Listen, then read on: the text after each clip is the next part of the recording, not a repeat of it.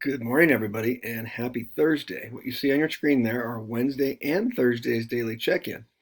On Wednesday, this was the picture that I gave you, and it was x greater than -7. You had to match the graph. The correct choice there, if you could see there, would be an open circle on -7 shaded to the right. So you should have chosen A as the correct choice there. And then the second part of Wednesday's daily check-in was this inequality, 15. And it says less than or equal to, but remember, we always read it from the x. So 2x plus 1 greater than or equal to 15. We subtract 1, divide by 2. We would read this at the very bottom, not 7 less than or equal to x. We would start with the x and read it x greater than or equal to 7. On the right is today's daily check-in. So if you're checking this out, you'll get a little extra help.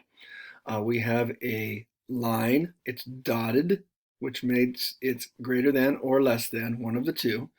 I've identified the slope. It's up 1 over 1, which makes it -1 down and to the right.